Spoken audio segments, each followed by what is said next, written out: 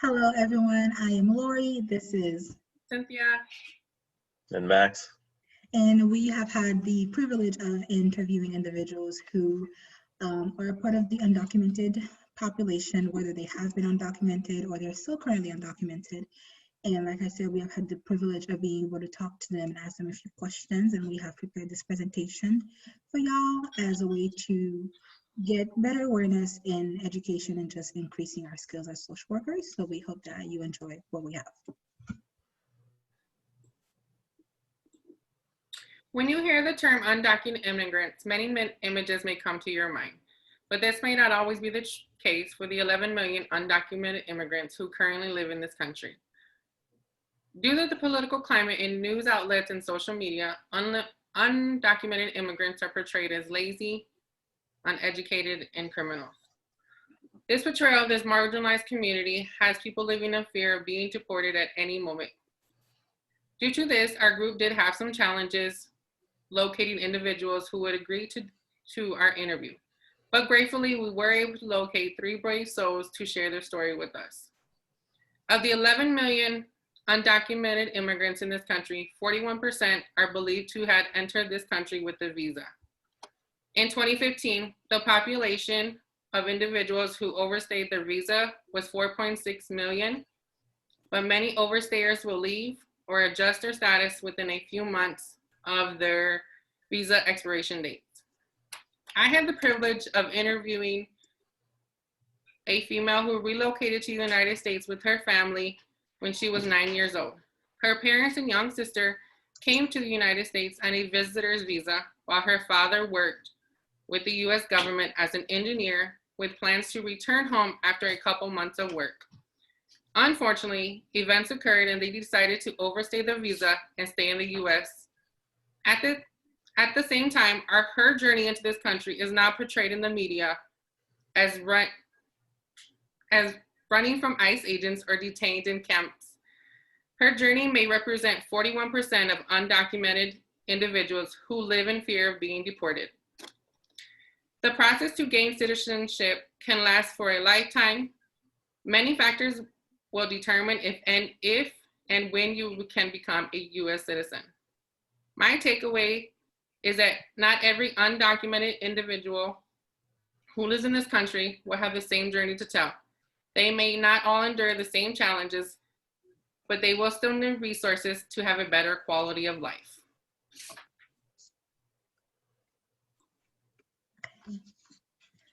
With an estimated 800,000 participants in the DACA program alone, the population of undocumented immigrants in the United States is substantial. Opportunities to conduct ethnographic interviews on members of this population, as Cynthia suggested, are nonetheless rare. I had to ensure both confidentiality and intentions of good faith in approaching my interviewee, and understandably so. It was important to consider the perception that this population might have of my own identity as a white male. In addition, social workers have a position of authority in many cases. There exists an alarming prevalence of trauma amongst undocumented individuals, and it had occurred to me that I share some characteristics associated with ICE agents. Therefore, I had to arrive at the interview conveying a genuine interest in helping to represent its challenges. I offered transparency of my assignment and ensured my interviewee of confidentiality. I hoped it was enough. I can reveal that she was born in Mexico, immigrated to Texas as a young teenager, relocated to the northern states to attend college, and now resides in California. She did earn a degree and has currently found success in self-employment. Her experiences living an undocumented lifestyle in different territories of the United States helped to depict its polarized cultural and structural attitudes toward immigration. Conversely to Texas, California offers its undocumented population driver's licenses, accessible insurance, and a reduced risk of profiling. Its culture has proved conducive to a network of undocumented individuals who refer one another to resources such as support groups, clinics offering basic services at lower costs, universities supporting their undocumented student bodies, and churches providing donated items. Additionally, they exchange knowledge on navigating the United States' infrastructure, such as transportation and the education system. My interviewee emphasized that while undocumented individuals may take precautions to protect their identities, it is a common misconception that this population is in hiding. She acknowledged that work opportunities remain an important issue, but cited examples of peers who own gyms and coffee shops and have obtained PhDs. Some speak strictly English, despite the perception that undocumented individuals speak primarily Spanish. They hail from all over the world, though they are frequently misconstrued as emigrating predominantly from Mexico. They even travel via airports, some to the extent of vacationing. On the surface, it seems that one could never reliably distinguish an undocumented person from the rest. And for our presentation, obviously, when you hear the term undocumented individual, we think of DACA, we think of children being separated from their parents at the border. We wanted to bring a different perspective to our presentation. Like Cynthia and Max had mentioned, actually, all of the people we interviewed, their story was not necessarily the norm. The woman I had the pleasure and the privilege of interviewing, actually, she on her hand did have to cross the border. They have to cross the border twice. And her experience is really going to lead me into what I'm going to talk about next, which are some of the unseen challenges. As Max has mentioned, individuals of the undocumented population face an immense amount of trauma that I don't think we will ever truly be able to grasp and understand. On the physical aspect of it all, for my particular woman that I interviewed, her and her family have had to cross the border twice. They have been assaulted, they have been hurt, they have been put in extremely dire and scary situations. Now, some of the other challenges that she emphasizes that people don't see is that when they come here, there is no community. You don't get to truly be a child anymore. You don't get to participate in Little League football or Pee Wee baseball and these kinds of things for the fear that you may be discovered, if you will. Many of the individuals we have spoken to in the research we've done show that a lot of them did not even know they were undocumented growing up. They just knew that certain things they weren't able to do, they weren't allowed to do, they weren't having a normal childhood like other people. We also wanted to have an emphasis on what we as social workers need to know. When working with this population, we need to keep in mind that we are also in an authority. We have power, we have authority. Like Max mentioned, many of us going into this field, we resemble the individuals who have caused them a lot of hurt, whether those be maybe ICE agents, individuals within the court system, individuals within the border system, and all that stuff. We look like people who have inflicted hurt on them and their families. Cynthia, would you mind going back on the last slide really quickly? Thank you.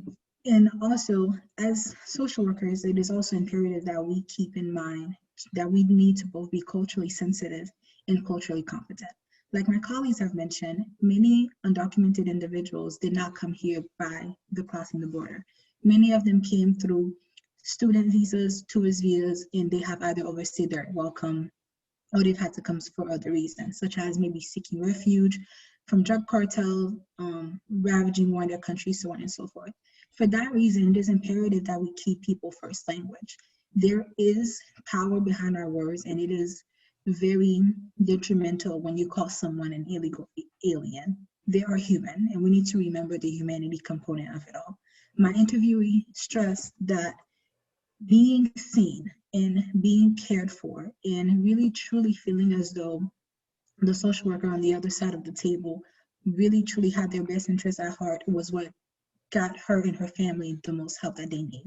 I should also add that this interviewee herself is now a social worker. She has a master's and she's currently pursuing her LCSW. So she really does know what it feels like on both sides of the aisle. If you go on the next slide, please. Another thing to also keep in mind is trauma-informed care. I know we talk about it a lot, but I'm going to reinstate it. Trauma-informed care is key when serving individuals of the undocumented population. Not only is there the physical trauma of, like I've mentioned, taking dire steps to come to America or other countries seeking refuge, having to take those jobs that are very burdensome on the body that nobody else wants to do because that's all that you are able to do. But also the trauma of risking everything to come to a new country, to find life, to find shelter, to find solace, and then having to be separated from your family and not knowing when you will see them again. Not knowing if you will even see them again, not knowing what's going on, not knowing who to trust, not knowing what is the truth. Another thing also is to keep in mind the culture and stigma surrounding undocumented individuals. As Cynthia mentioned when we first began, when people think immigration or immigrants, they unfortunately think stereotypically Mexicans. They think lazy, they think just coming to steal American jobs, so on and so forth. But as we have seen, that is not in fact the case. People migrate to the Americas for a myriad of reasons in a myriad of ways.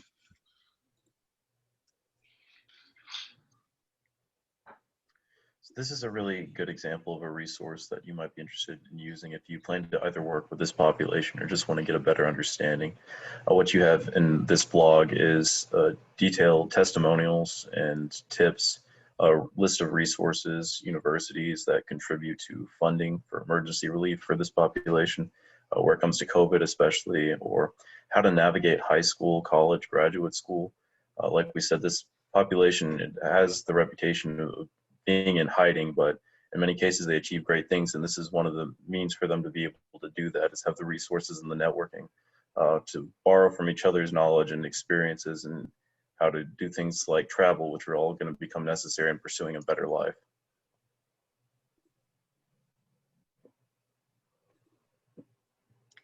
Another thing we wanted to mention is we wanted to leave you guys with pieces of literature and information to get you to start thinking about immigration and the undocumented population in a different light.